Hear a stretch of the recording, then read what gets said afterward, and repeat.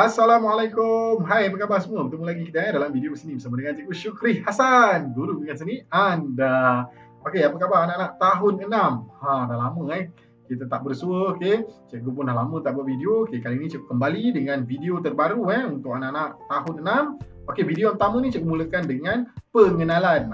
Fokusnya pada bahasa seni visual. Tapi sebelum tu cikgu nak tunjukkan apa yang dekat belakang cikgu tu. Itu adalah buku yang terbaru dihasilkan oleh bahagian penerbitan buku teks KPM. Buku ni akan digunakan sepanjang sesi persekolahan untuk tahun ni dan tahun-tahun berikutnya. Okey, kamu adalah batch yang batch yang paling bertuah lah daripada 2017. Setiap tahun kamu akan dapat buku teks yang terbaru. Okey, buku teks ni memang cantik lah kalau tengok design kat depan itu dah menggambarkan seni visual. Kat situ adanya rekaan yang orang kata nampak lebih elegan, lebih dinamik, lebih kreatif. Ada ciri-ciri Malaysia dekat situ kalau tengok. Nampak ada kreativiti, ada daya usaha, keusahawanan, minat, rekreasi. Semua dah digabungkan dalam buku teks tu. Kalau tengok pada dia punya cover cantik tak buku tu? Mestilah cantik. Itu buku digital yang ada kat belakang cikgu yang kita akan tengok sekejap lagi. Tapi cikgu nak tunjuk buku yang maujud, yang sebenar. Ini dia bukunya. Okey, ini adalah buku teks maujud. Dalam ni ada lebih kurang dalam 90 muka surat. Jadi buku ni yang anak-anak akan gunakan di sekolah nanti bersama dengan cikgu-cikgu kamu lah. Untuk video kali ni cikgu nak fokus pada pengenalan, buku teks dan juga bahasa seni visual. Kalau ada yang lain tu kita tengoklah secara seimbas lalu. Cikgu tak fokus keseluruhan buku teks ni, tak boleh sebab banyak sangat. Jadi cikgu nak perincikan pada bahasa seni visual. Cikgu nak anak-anak faham apa yang dikatakan sebagai bahasa seni visual. Bahasa seni visual ni adalah istilah yang digunakan dalam pendidikan seni visual. Ada banyak istilah. Bahasa seni visual terbahagi kepada dua kamu dah tahu. Kamu dah belajar daripada tahun 4, tahun 5 dulu dan ke tahun 6 ni. Ni kita kata kesinambungan. Bahasa seni visual ada dua. Satu unsur seni dan satu prinsip rekaan. Unsur seni ada 6. Ingat lagi tak? Garisan, rupa, bentuk, ruang, warna dan jalinan. Manakala prinsip rekaan ada 7. Ini kalau cikgu nak sebut satu-satu ni memang banyak. Ada kontra, ada harmoni, ada keseimbangan, ada ritma dan pergerakan, ada kesatuan, penegasan dan juga kepelbagaian. Ada 7. Jadi bila 7 campur 6, 13 bahasa seni visual yang kita kena kuasai untuk kita mahir dalam pendidikan seni visual. Untuk anak-anak tahun 6 kamu murid-murid tahun 6 jangan risau kalau kamu tak pandai melukis, tak pandai mewarna, tak ada masalah. Kamu belajar di sekolah tu bukan semestinya kamu belajar seni untuk kamu mahir dan jadi pengkarya yang agung. Tidak. Apa yang kamu belajar ni orang kata ilmu. Kita kena belajar ilmu supaya kita tahu. Tak dapat banyak, dapat sikit pun jadilah. Sekurang-kurangnya bila kita keluar, kita dapat mempraktikkan apa yang kita belajar dalam kelas di luar kelas. Ini kalau kita belajar garisan mudahlah kita belajar garisan. Kita tengok garisan, kita dah tahu lah garisan lurus, garisan melintang, garisan tebal, garisan nipis. Kalau kita naik kenderaan di jalan raya, kita dah nampak ada garisan ada garisan lurus, ada garisan putus-putus, ada garisan berkembar. Itu fungsinya. Tak semestinya kita belajar melukis mewarna kita nak jadi pengkarya. Tak. Yang penting kita tahu nilai. Yang pertama kita tahu nilai, kemudian kita tahu menghargai, kemudian kita tahu nak praktikkan apa yang kita belajar di sekolah dengan kehidupan sebenar di luar. Itu dia. Dah bersedia? Jom kita tengok kandungan buku teks kita. Alright, jom kita tengok isi kandungan buku teks kita. Apa yang ada dalam buku teks ni. Yang kat belakang cikgu tu buku digital macam cikgu cakap tadi. Yang ni maujud, buku sebenar. Saya rasa semua murid-murid tahun 6 dah ada buku teks ni Kalau tak ada, cepat-cepatlah minta dengan guru kelas kamu Kalau tak ada buku teks macam mana nak belajar? Susah. Jadi buku teks ni sangat penting. Ini rujukan utama kita untuk belajar PSV pada tahun ini. Jom kita tengok helaian bahagian dalam. Kita pergi pada helaian bahagian dalam. Kat sini ada rukun negara. Yang ni cikgu tak perlu baca lah. Kamu pun dah biasa baca kan? Dah tahu. Kita terus pada helaian ketiga. Kurikulum standard sekolah rendah. Itu dimasukkan dengan KSSR. Kamu dah biasa dengar ni daripada darjah 1 dulu. Daripada 2017. Sebab tu dia tulis semakan 2017. Maksudnya ada penambahbaikan mulai 2017. Pada waktu tu kamu di tahun 1. Sekarang dah tahun 6. Maksudnya kamu adalah batch yang paling beruntung lah. Setiap tahun dapat buku teks terbaru. Kat sini kalau kita tengok dia ada nama penulis, Ada editor, ada pereka bentuk, ada illustrator. Ini adalah individu-individu penting yang menghasilkan buku teks ni. Di bawah tu ada DBP, Dewan Bahasa dan Pustaka ni, Kuala Lumpur 2021. Maksudnya buku ni masih baru lagi dibuat dan dihasilkan pada tahun lepas. Seterusnya, ni bahagian penghargaan. Kamu boleh baca kalau kamu nak baca.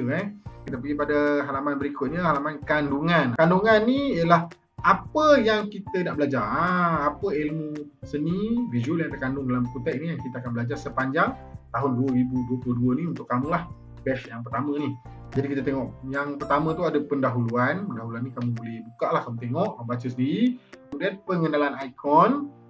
Okey, pengenalan ikon ni, ikon-ikon yang akan ditunjukkan tu lah apa yang terkandung yang berkait dengan kita punya tajuk, kita punya topik, teknik, proses, bahasa seni dan sebagainya. Kemudian aktiviti pembelajaran abad ke-21. Kemudian bahasa seni visual. Yang ni yang cikgu nak fokuskan. Untuk video pertama ni, kita kena faham dulu. Kita faham betul-betul apa itu bahasa seni visual.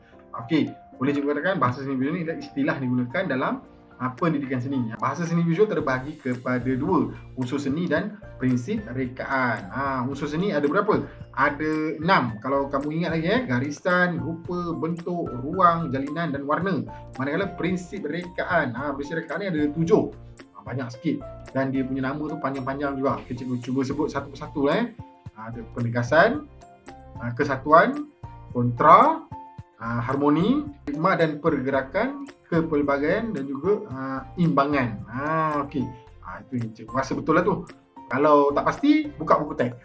Kita tengok. Okey, yang tu cikgu akan kupas sebentar lagi. Terusnya kita pergi pada projek seni visual penggal 1. Macam sama juga macam tahun 4, tahun 5 dulu kita ada buat pameran, kita buat projek kesenian, kita buat pameran. Okey, tahun 6 ni sama je, konsep dia sama je. Okey. Dekat sini ada tambahan kalau kita tengok, ada portfolio pendidikan seni visual. Portfolio ni macam mana? Okey, portfolio ni ialah kita buat file lah untuk kita simpan kita punya bahan-bahan kajian. Okey, bahan-bahan kita belajar setiap minggu tu. Okey, mungkin kajian dari segi warna ke, kajian jalinan ke, kajian garisan ke, ataupun karya-karya yang kita hasilkan tu kita boleh simpan dalam kita punya portfolio yang kita akan bawa sehingga penghujung semester nanti. Seterusnya kita nak tengok unit. Okey, untuk tahun 6 ni ada 10 unit. Okay, cikgu akan berikan gambaran sepintas lalu je apa yang kamu akan belajar daripada setiap unit ni. Unit yang pertama tu tajuk dia gambaran minda. Yang ni fokus ni pada melukis. Kamu akan melukis menggunakan pelbagai jenis garisan. Dan untuk topik ni dia lebih fokus pada banyak bahasa seni visual lah. Kita akan buat lakaran menggunakan pensel, menggunakan pen, marker pen dan sebagainya. Kemudian unit yang kedua tu pembina cilik. Yang ni kita akan buat binaan. Okey, kamu akan buat kotak kejutan. Kotak kejutan tu mungkin kotak yang segi 4 ke ataupun segi 3. Tengoklah. Boleh buka buku teks. Kalau ada buku teks tu terus cari. Yang ketiga tu ilusi dan realiti. Apa maksud ilusi dan realiti ni? Okey, ilusi ni maya kan, realiti ni yang nyata lah. Kamu akan buat collage. Teknik tampal-tampal tu digabungkan dengan lukisan. Kita buat gambar cactus. Macam cactus dalam pasu lah, tapi tampal-tampal gunakan teknik collage. Kemudian unit yang keempat tu cik lebah dan madu. Okey, yang ni ada sedikit catatan kalau saya cikgu. Kita melukis gambar lebah, sarang dia tu. Kemudian ada buat binaan kotak, kita kena ambil gambar. Seterusnya kita kena cetak. Ini proses dia agak panjang lah. Okey, agak banyak. Okey, tak apa. Yang tu kita akan buat dalam kelas. Satu persatu. Kamu nanti boleh tengok video-video cikgu yang cikgu akan hasilkan sebagai panduan untuk kamu belajar lah. Kemudian unit yang kelima tu tajuk dia si cilik koi. Koi ni apa? Koi ni ialah ikan lah, ikan koi ikan koi yang cantik tu kan, yang berwarna-warni tu. Okey, ikan koi ni kita nak buat apa? Kita nak buat arca. Arca ni binaan lah. Sebut binaan ni dah tentu dia bersifat 3 dimensi ataupun 3D. Yang ni digabungkan dengan bidang menggambar. Kemudian ada catatan sikit nak buat pada tapak arca tu. Kemudian unit yang ke-6 kita tengok inspirasi corak rekaan.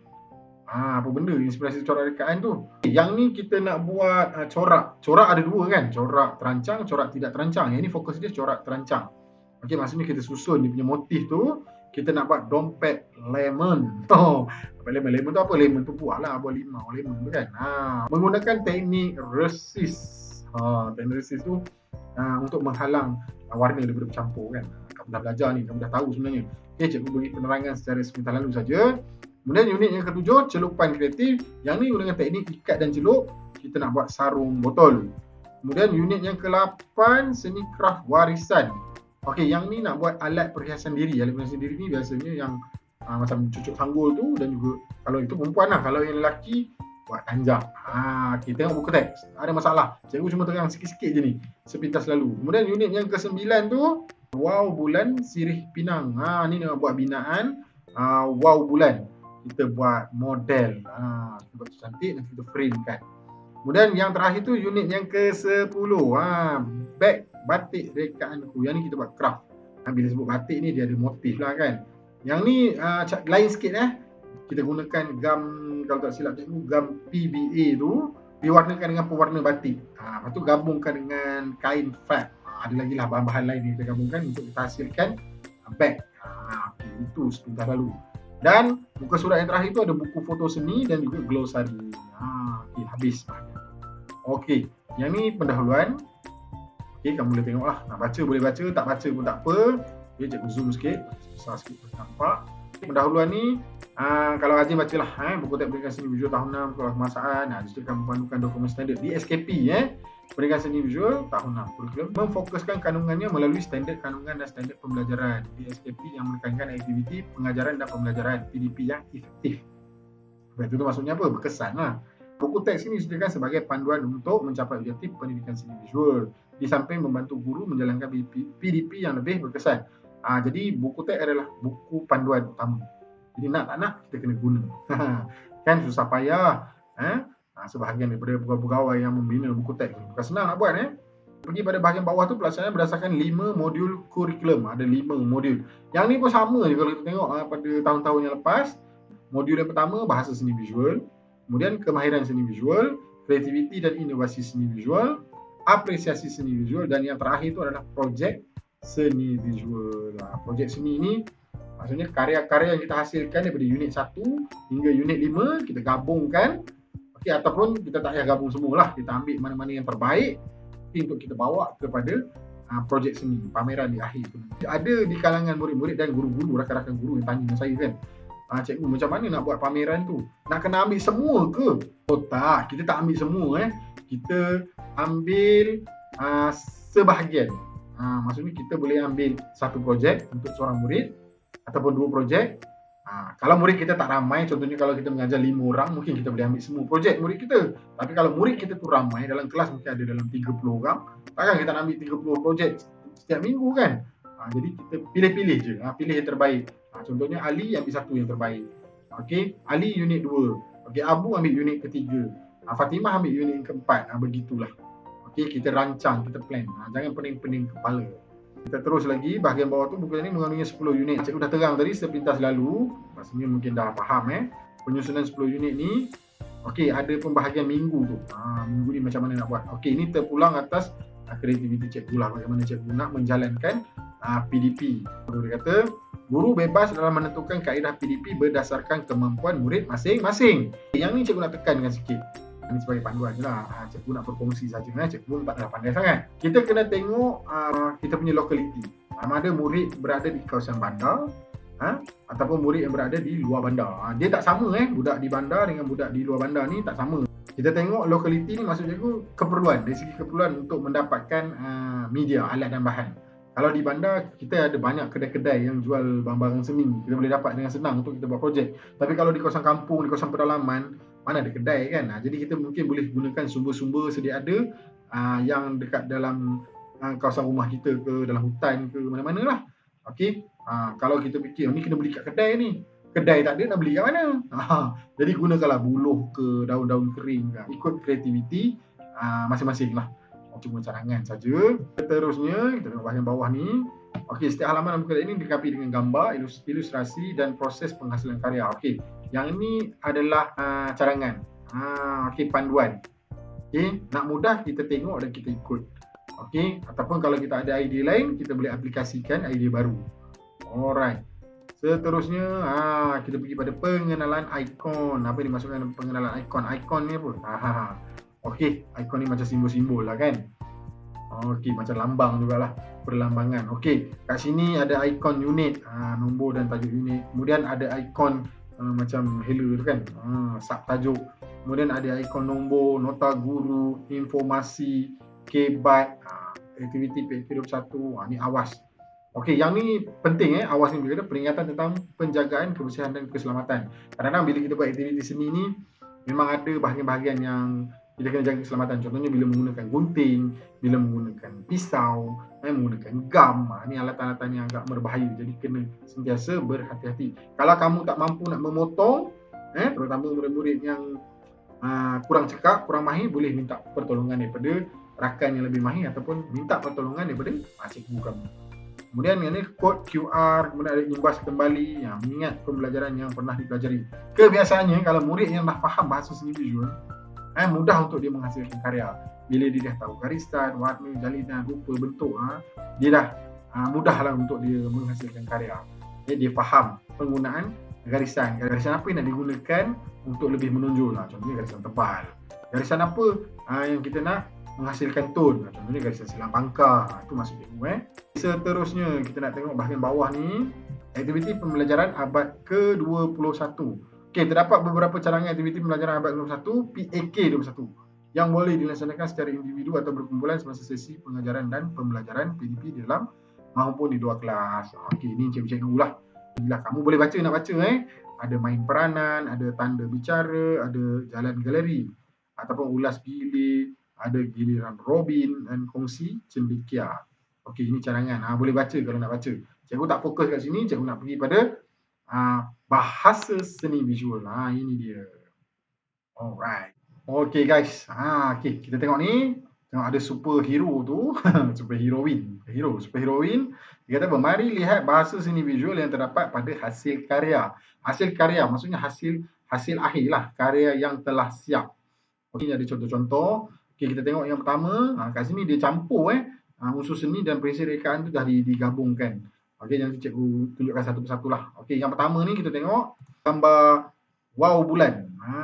Okey, wow bulan. Imbangan simetri pada bentuk wow bulan yang sama pada bahagian kiri dan kanan. Okey. Bahasa seni visual yang pertama ni dia nak bagi tahu tentang imbangan. Imbangan termasuk dalam prinsip rekaan. Okey, nak lagi senang kamu ambil buku nota sikit, kamu catatlah. Okey, kamu buat pecahan. Unsur seni, prinsip rekaan. Okey, imbangan ni termasuk dalam prinsip rekaan. Okey, imbangan maksudnya kiri kanan tu sama, seimbang. Okey, kalau imbangan tidak simetri, maksudnya dia tak sama, dia tak balance kiri kanan. Mungkin dia berat sebelah. Mungkin belah kanan lebih besar daripada belah kiri, ataupun mungkin belah kanan lebih gelap daripada belah kiri. Itu maksud imbangan tidak simetri. Tapi kalau imbangan simetri, maksudnya sama, kiri kanan sama. Okey, ataupun atas dengan bawah sama. Kemudian ruang. Ruang ni unsur seni. Ruang ada ruang depan, ruang tengah, ruang belakang kan. Ruang nyata pada komposisi ini menunjukkan kedudukan objek jauh dan dekat. Yang dekat ni buaya ni lah. Yang jauh ada pokok-pokok di belakang tu. Ruang ada dua kan. Satu ruang ilusi, satu ruang nyata. Ruang ilusi ni maksudnya ruang maya. Contohnya ruang pada dalam gambar. Yang kita tak boleh masuk pun. Tapi kalau ruang nyata, yang kita boleh masuk. Contohnya macam cikgu kan. Tengok tangan cikgu ni. Okey, ini adalah ruang nyata. Cikgu boleh masukkan jari cikgu di celah-celah jari yang lain tu. Alright. Kemudian kesatuan. Letaknya pada prinsip rekaan. Okey, karya teknik catatan bertemakan hidupan laut menampakkan kesatuan melalui gabungan bentuk dan jalinan. Bila sebut kesatuan, kita ambil kata dasar dia satu. Benda tu disatukan. Disusun bersama-sama. Contohnya kesatuan pada bentuk. Bentuk apa? Bentuk terumbu karang. Okey, bentuk ikan. Kemudian jalinan. Kalau kita nampak ada jalinan kan, berbintik-bintik tu. Nampak pada terumbu karang tu. Rumpai-rumpai laut tu. Kemudian kita pergi pada bahasa seni yang berikutnya. Jalinan. Jalinan termasuk dalam unsur seni. Jalinan ni adalah kesan permukaan sesuatu objek. Sama ada objek alam ataupun objek buatan manusia. Kita baca sikit kat sini. Ukiran motif timbul pada aksesori ini menimbulkan jalinan sentuh. Okay, jalinan terbagi pada dua. Satu jalinan sentuh, satu jalinan tampak. Jalinan sentuh ni maksudnya bila kita pegang, kita dapat rasa. Sama ada benda tu melekit, benda tu tajam, bergerigi. Tapi kalau jalinan tampak ni, contohnya gambar. Contohnya buku cikgu kan, cikgu pegang ni. Okey, ni buku teks. Okey, bila cikgu pegang ni, tak rasa apa-apa pun. Yang cikgu pegang ni bukan budak perempuan. Yang cikgu pegang ni adalah buku. Kertas. Ini adalah jalinan tampak. Bila cikgu pegang ni, tak rasa apa-apa pun. licin je. Jalinan sentuh tadi, kita pegang kita dapat rasa permukaan itu kasar ke, kesat ke dan sebagainya. Seterusnya warna. Warna termasuk dalam unsur seni. Warna cikgu dah terangkan sebelum ni pada video-video cikgu yang sebelum ni. Okey, kamu boleh tengok pada video tajuk warna kan. Cikgu ada cerita dulu, ada warna prima atau warna prima warna asas merah, biru, kuning. Kemudian warna sekunda, hijau, jingga dan juga ungu. Gabung daripada warna pertama tadi. Kemudian warna tertia. Cikgu nak cerita tu panjang kan. Jadi cikgu kata apa, bagi ingatan semula. Supaya kamu boleh refresh, ingat balik. Ada warna panas, ada warna sejuk. Okey, contoh warna panas, warna merah, warna jingga, warna kuning. Kalau warna sejuk, warna hijau, warna ungu, warna biru.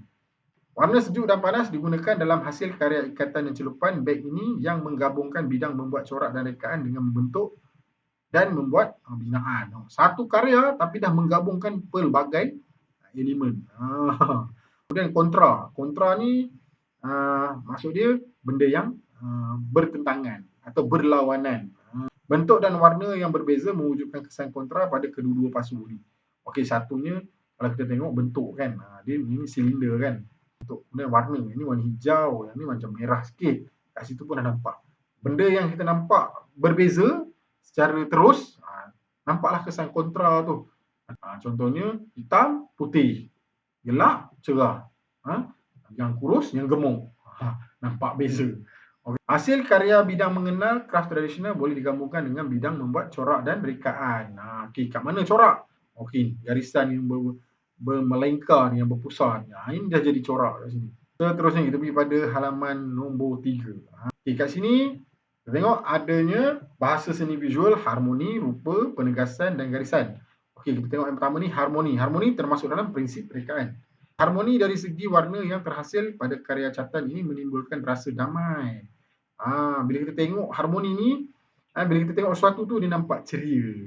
Dia nampak cantik. Kalau penggunaan warna tu, kata warna yang senada. Tu jadi harmoni. Kemudian penegasan. Penegasan ni, apa yang kita nak tonjolkan pada karya kita? Contohnya kalau kita tengok sini kan, latar belakang ni hijau. Tiba-tiba ada bunga warna merah satu.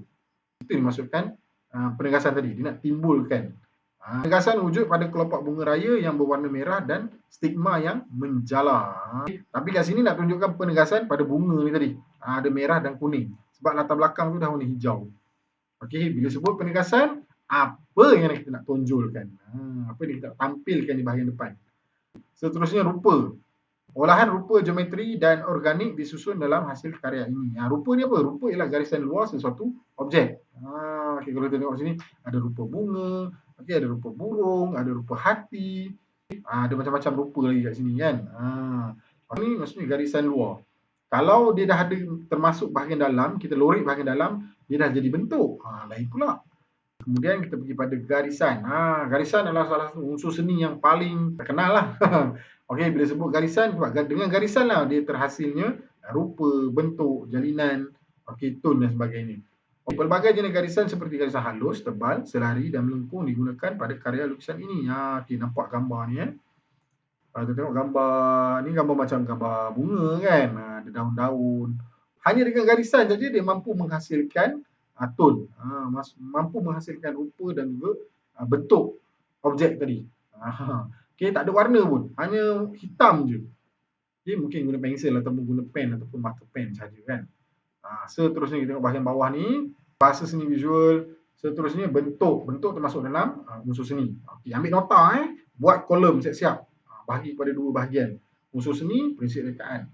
Bentuk ni apa? Bentuk ni sesuatu yang mengandungi jisim. Okey, yang ada ketinggian, ada berat ni, bersifat 3 dimensi. Okey, gabungan bentuk kon, kubus dan spera digunakan untuk menghasilkan arca stabil. Stabil ni yang stabil lah, maksudnya bila letak dia tak jatuh. Kita cikgu ada marker pen contoh. Ni bentuk lah, bentuk silinder kan. Alright. Bentuk ada, kamu boleh tengok kat video cikgu tajuk bentuk. Cikgu dah cerita kat situ, ada spera, ada kubus, ada kuboid, okey, ada kon, macam-macam lagi lah berkaitan dengan bentuk. Kemudian ritma dan pergerakan. Okey, yang ni termasuk dalam prinsip rekaan. Bila sebut ritma dan pergerakan ni, pada kita tengok karya tu seolah-olah ada unsur-unsur yang bergerak di situ. Nampak seolah objek tu seolah-olah macam dia sedang bergerak. Contohnya kalau kita lukis gambar burung terbang. Kita boleh bayangkan bahawa burung tu sedang terbang. Padahal burung tu tak bergerak pun.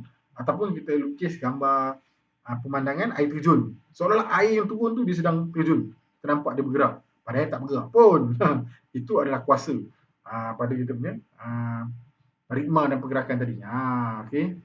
Struktur pada arca ini dibina secara berulang-ulang bagi mewujudkan kesan ritma dan pergerakan. Batang-batang yang ada pada karya ni, arca ni lah. Okay, kalau kita tengok seolah-olah macam dia sedang bergerak. Okay, disusun, menaik begitu. Prinsip reka yang seterusnya, kepelbagaian ataupun bahasa seni kepelbagaian. Bila sebut kepelbagaian, kita ambil kata dasar dia pelbagai. Pelbagai ni maksudnya macam-macam lah. Macam-macam unsur seni yang ada kat dalam tu. Macam-macam bahan, macam-macam media digabungkan dalam tu. Okey, contohnya ni karya ni macam Van Gogh punya karya kan. Teknik yang hampir sama lah. Okey, kepelbagaian media dan bahan alam semula jadi seperti batu dan cegerang diaplikasikan dalam gubahan karya ini. Dia tak gabungkan unsur seni tapi dia gabungkan media, alat dan bahan tu. Tengok superhero kat bawah ni dia kata apa? Superhero PS ni, bahasa seni visual sangat penting dalam menghasilkan sesuatu karya seni. Betul boleh kata hampir setiap karya seni mesti ada sekurang-kurangnya satu bahasa seni visual. Paling tidak pun garisan. Ataupun rupa. Ataupun bentuk. Ataupun paling senang warna lah. Bila sebut bahasa seni visual ada 13. Kalau nak huraikan, cikgu dah sebut satu persatu. Kamu boleh susun ikut kolom dia. Itu secara sepintas lalu lah. Kalau kita nak tengok lagi, muka surat yang seterusnya tu dah cerita pasal projek seni visual. Penggal satu. Okay, kita nak buat pameran, kita nak buat portfolio dan sebagainya. Okay, yang tu cikgu tak nak cerita sebab fokus cikgu untuk video pertama ni adalah bahasa seni visual. Okay. Cikgu rasa sampai situ saja penerangan dan nota ringkas daripada Cikgu Syukri untuk murid-murid dan juga rakan-rakan guru di sana untuk lebih faham terutama rakan-rakan guru yang mengajar pendidikan seni dan bukan option. Ini cikgu faham sangat lah bila cikgu sama macam cikgu lah. Kalau kita bukan option yang memang bukan bidang kita bila kita nak kena mengajar sesuatu subjek tu, dia akan jadi satu beban untuk kita. Tapi beban tu kita boleh tukar jadi satu perkara yang amat menyeronokkan bila mana kita faham bagaimana nak melaksanakan PDP yang berkesan melalui kaedah-kaedah yang bersesuaian. Contohnya bila kita faham je bahasa seni visual, walaupun kita tak mampu nak melukis dan mewarna dengan cantik, tapi bila kita faham, kita boleh terangkan dengan baik, dengan jelas. Itu yang penting. Okey, jadi kepada semua murid-murid yang bersama dengan cikgu sepanjang video ni daripada awal sehingga habis, cikgu ucapkan terima kasih banyak-banyak. Okey, jangan lupa like, share dan subscribe channel Cikgu Syuk sebagai tanda sokongan supaya cikgu dapat menghasilkan lebih banyak video-video berkaitan dengan pendidikan seni visual sekolah rendah. Okey, kalau yang di sekolah menengah pun boleh juga, tak ada masalah sebab cikgu nak melahirkan ramai pelajar-pelajar yang celik seni visual. Naik sekolah menengah nanti insya-Allah kamu dah faham apa itu bahasa seni visual dan kamu mampu menghasilkan karya seni yang berkualiti, yang bermutu. Okey, daripada cikgu sekali lagi terima kasih semua. Kita jumpa lagi pada video akan datang dengan projek terbaru lah daripada cikgu untuk tahun 6 dan tahun-tahun yang lain dan juga projek-projek sampingan yang cikgu hasilkan. Okey, itu saja daripada cikgu. Bye bye. Assalamualaikum.